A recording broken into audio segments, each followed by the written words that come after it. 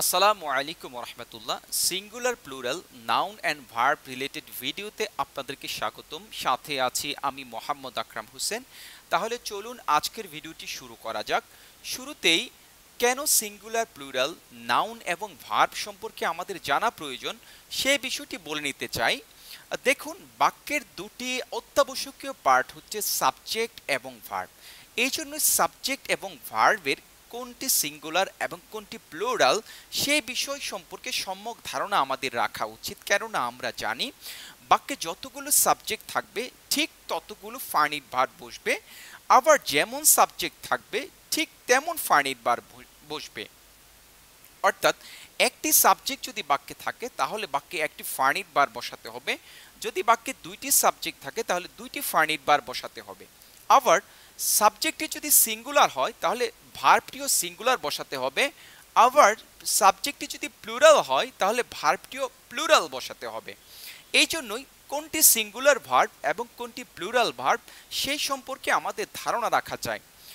পরবর্তীতে যেটা বলবো, আমরা এটাও জানি যে সিঙ্গুলার নাউন বাক্যে সিঙ্গুলার সাবজেক্ট হিসেবে বসে থাকে, আবার প্লুরাল নাউনগুলো বাক্যে প্লুরাল সাবজেক্ট হিসেবে বসে থাকে।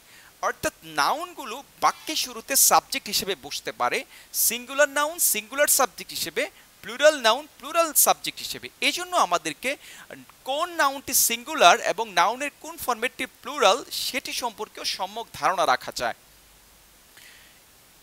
এখন আমরা সিঙ্গুলার নাউন এবং প্লুরাল নাউন কিভাবে করতে হয় সে বিষয়টি আমরা একটু দেখব। সাধারণত একটি নাউনের সাথে যখন এস বা ইএস যুক্ত না করা হয় তখন সেই নাউনটি সিঙ্গুলার, আবার যখন কোনো একটি নাউনের সাথে এস বা ইএস যুক্ত করা হয় তখন সেই নাউনটি প্লুরাল নাউন হয় সাধারণত। এখন আমরা যদি সিঙ্গুলার ভার্ব এবং প্লুরাল ভার্বের বিষয়টি দেখি, আমরা যদি কোনো একটি ভার্বের সাথে এস বা ইএস যুক্ত করি তাহলে সেই ভার্বটি সিঙ্গুলার ভার্ব হয়। আবার যখন কোনো একটা ভার্বের সাথে আমরা এস বা ইএস যুক্ত না করি তখন সেই ভার্বটি প্লুরাল ভার্ব হয়। এখন আমরা এক্সাম্পলের মাধ্যমে যদি বিষয়গুলো একটু দেখে নেওয়ার চেষ্টা করি, শুরুতে নাউনগুলো যদি আমরা একটু দেখি, ফ্লাওয়ার একটি নাউন, আমরা এর সাথে এস বা ইএস যুক্ত করিনি এই জন্য এটি সিঙ্গুলার নাউন। যদি যুক্ত করি ফ্লাওয়ার্স তখন প্লুরাল নাউন। আবার স্টুডেন্ট এস বাই এস যুক্ত করিনি এটি একটি সিঙ্গুলার নাউন, কিন্তু যদি এস বাই এস যুক্ত করি স্টুডেন্টস সেটি আবার প্লুরাল নাউন। এখন যদি ভার্বের ক্ষেত্রে আমরা একটু দেখি, গোস গোস এটা ইএস যুক্ত একটি ভার্ব। এই জন্য আমরা জানি যে ভার্বের সাথে যদি এস বাই এস যুক্ত করা হয় তাহলে সেটি সিঙ্গুলার ভার্ব হয়। গোসের সাথে যেহেতু ইএস যুক্ত করা হয়েছে সেহেতু এটি একটি সিঙ্গুলার ভার্ব। আর গো যার সাথে এস বাই এস যুক্ত করা হয়নি সেটি প্লুরাল ভার্ব। আবার লিভস এর সাথে এস যুক্ত করা হয়েছে এই জন্য একটি সিঙ্গুলার ভার্ব। লিভ এটির সাথে এস বাই এস যুক্ত করা হয়নি এই জন্য একটি প্লুরাল ভার্ব। মোট কথা, নাউনকে আমরা যেভাবে সিঙ্গুলার করব অর্থাৎ এস বাই এস যুক্ত না করলে নাউন সিঙ্গুলার হয়, কিন্তু ভার্ব আবার এস বাই এস যুক্ত করলে সিঙ্গুলার হয়। নাউনের ক্ষেত্রে এস বাই এস যুক্ত করলে প্লুরাল হয়, কিন্তু ভার্বের ক্ষেত্রে এস বাই এস যুক্ত না করলে প্লুরাল হয়। অর্থাৎ নাউন এবং ভার্বের সিনারিওটা পুরোপুরি উল্টো।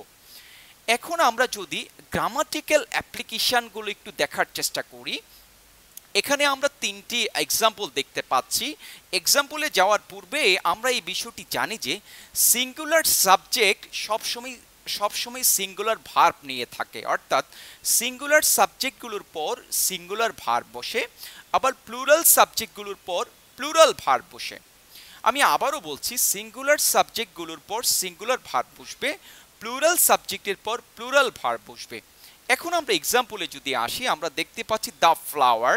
ফ্লাওয়ার একটি সিঙ্গুলার নাউন যেটি কিনা বাক্যের শুরুতে সাবজেক্ট হিসেবে বসেছে, অর্থাৎ এই সিঙ্গুলার নাউনটি বাক্যের শুরুতে সিঙ্গুলার সাবজেক্ট হিসেবে বসেছে। আর আমরা জানি সিঙ্গুলার সাবজেক্টের সাথে সিঙ্গুলার ভার্ব বসে। আমরা দেখতে পাচ্ছি নাউনটি সিঙ্গুলার এজন্য ভার্বটিও সিঙ্গুলার বসেছে, লুকস। ভার্বটি সিঙ্গুলার কিভাবে বুঝলাম? আমরা জানি যে ভার্বের সাথে যদি এস বাই এস যুক্ত করা হয় তাহলে ভার্বটি সিঙ্গুলার। এজন্য দ্য ফ্লাওয়ার লুকস বিউটিফুল, অর্থাৎ the flower looks beautiful, flower singular, ভার্বটিও সিঙ্গুলার বসেছে। পরেরটি যেটি students go to school, students একটি প্লুরাল নাউন, অর্থাৎ যেটি কিনা প্লুরাল সাবজেক্ট হিসেবে বসেছে, এই জন্য ভার্বটিও প্লুরাল বসবে। আমরা দেখতে পাচ্ছি গো, যার সাথে এস বাই এ যুক্ত করা হয়নি বিধায় এটি একটি plural verb. Students go to school. তারপরের যেই এক্সাম্পলটি রয়েছে, the bird always wants freedom to fly. এখানে আমরা দেখতে পাচ্ছি দ্য বার্ড, এটি একটি সিঙ্গুলার নাউন যেটি বাক্যের শুরুতে সিঙ্গুলার সাবজেক্ট হিসেবে বসেছে, এই জন্য এর পরে একটি সিঙ্গুলার ভার্ব লাগবে।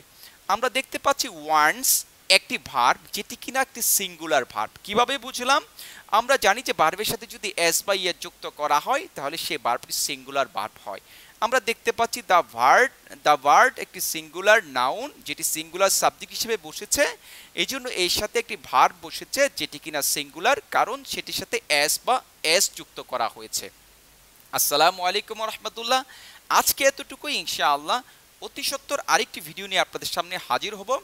আর বরাবরের মতোই অনুরোধ করছি আমার চ্যানেলটিকে সাবস্ক্রাইব করে পাশে থাকার জন্য। আসসালামু আলাইকুম ওয়া রাহমাতুল্লাহ।